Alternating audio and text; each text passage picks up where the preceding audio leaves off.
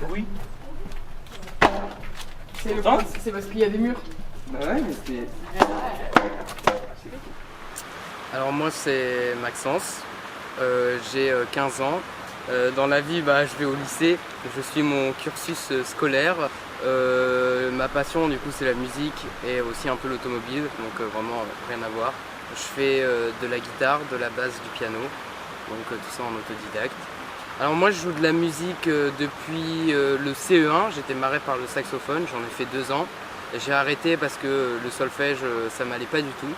Et après, 2 ans après, j'ai commencé la guitare, j'ai pris des cours au début et j'ai arrêté les cours cette année pour faire de l'autodidacte parce que ça me correspond mieux. En même temps, en autodidacte, j'ai appris la basse et le piano, mais mon instrument, ça reste quand même principalement la guitare.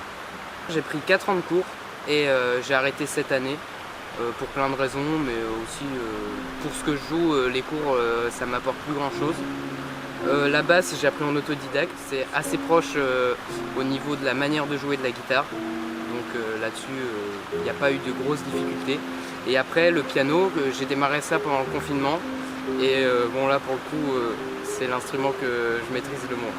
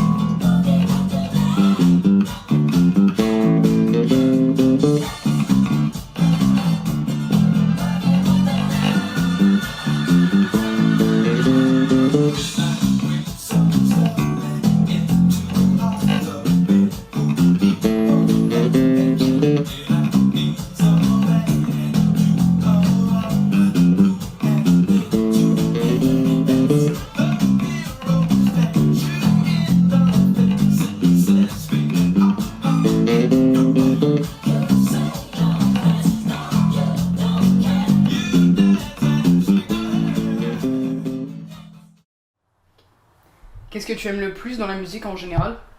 Ce que j'aime dans la musique, c'est le partage. La musique, ça fédère les gens. Les gens qui parlent pas la même langue, ils peuvent chanter la même chanson et il n'y a pas de problème. Dans plein de rassemblements, les concerts, les matchs de foot, etc., il y a toujours de la musique et ça rapproche toujours les gens. Pourquoi tu commençais à faire de la musique? J'ai commencé à faire de la musique parce que dans ma famille, tout le monde est musicien. Donc pas professionnel, mais en tout cas tout le monde sait jouer d'un instrument. Mon père travaille dans le monde du spectacle, en particulier la musique. Il est ingénieur son et régisseur général, donc c'est plus la technique, mais j'ai quand même assisté depuis que je suis tout petit à de nombreux concerts, et donc ça m'a vraiment donné envie d'apprendre en fait à jouer.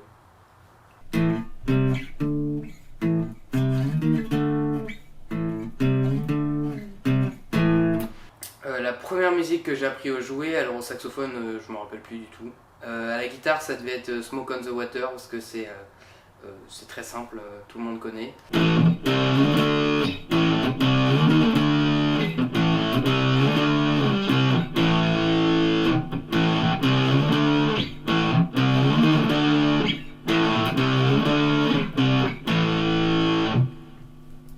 Voilà, donc bon, là on a ma première guitare.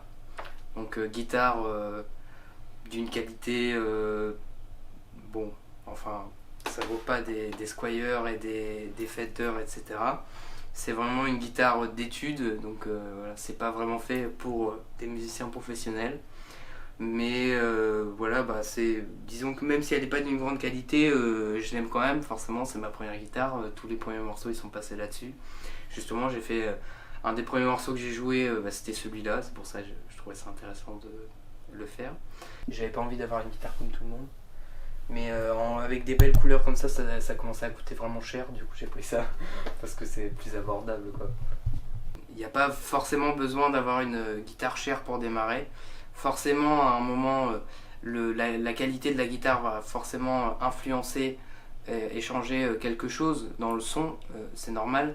Mais pour démarrer honnêtement il n'y a pas besoin d'acheter des choses chères. Même je veux dire là c'est une guitare électrique, donc guitare électrique c'est déjà plus cher. Mais même une guitare acoustique, les guitares acoustiques de magasins de jouets, pour apprendre 2-3 morceaux au début, ça fait largement l'affaire au final. J'aurais vraiment du mal à dire quel instrument je préfère parce que chaque instrument apporte quelque chose de différent et je trouve que c'est plutôt complémentaire en fait.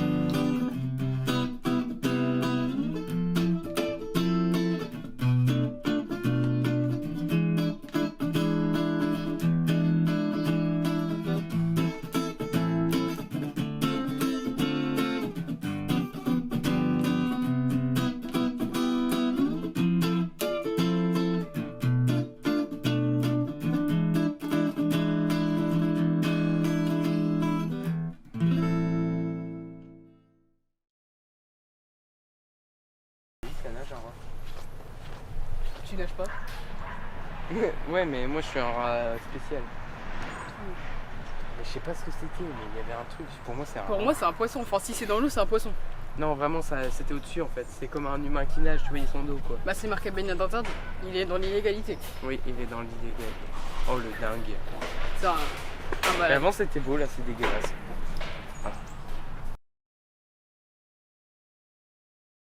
Est-ce qu'aujourd'hui, tu arrives à pratiquer en public? Aujourd'hui, je suis dans 2 groupes, donc le groupe de l'école de musique de Marly et un autre groupe avec des amis.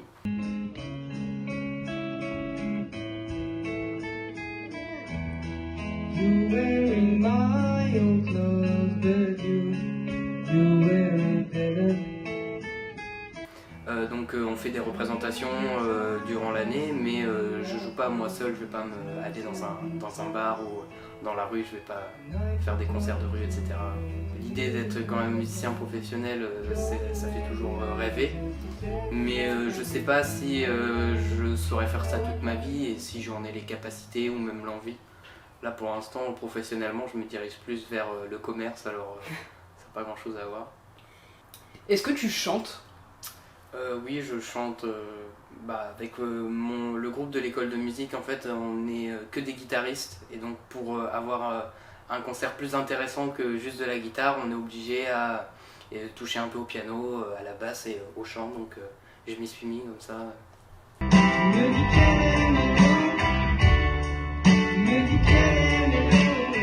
Je sais chanter, j'aime bien chanter, mais en concert quoi. Je veux dire, je vais pas aller, c'est pareil, je vais pas aller à un café ou dans la rue et chanter comme ça. Je trouve que c'est quand même plus. On se dévoile plus quand on chante que quand on joue un morceau. Un morceau par exemple à la guitare, on a toujours la guitare pour se cacher. Alors que le chant, on est obligé de s'y donner à fond parce que sinon ce sera pas top. Et ouais, il faut avoir du courage.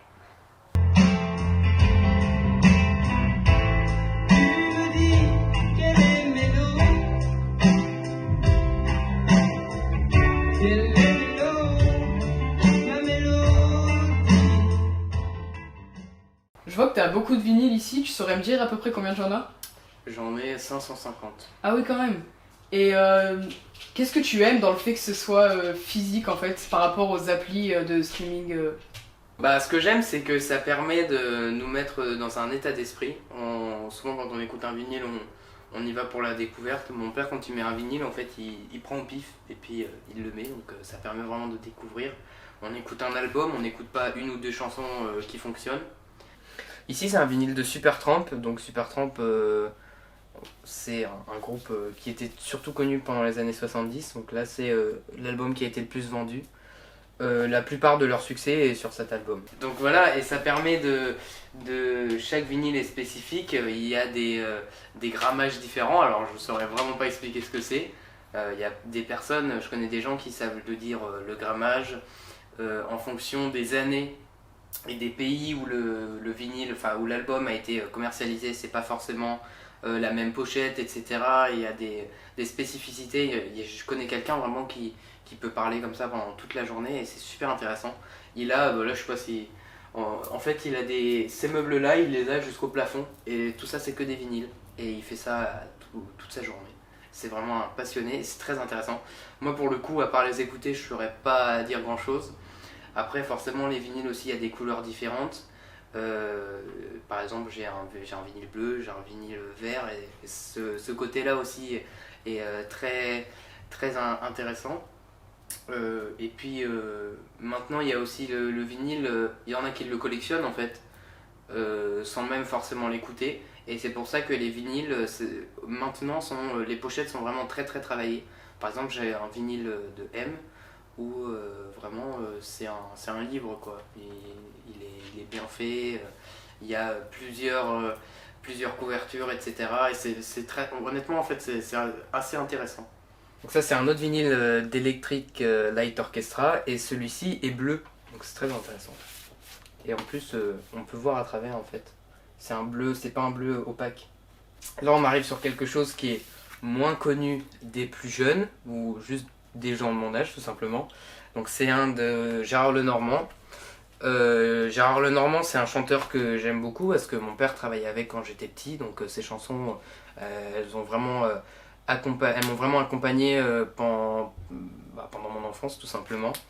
Et justement, il y a une de ces chansons sur cet album qui a été mon sujet d'oral de brevet en fait. Donc voilà, sorti en 1973. Et en fait c'était un album très novateur par rapport à son époque. Par exemple, c'est un des premiers albums français à sortir avec 2 vinyles. Donc maintenant ça paraît un peu ridicule. Celui d'M, il y en a 3 dedans. Mais là c'était vraiment une révolution pour le coup.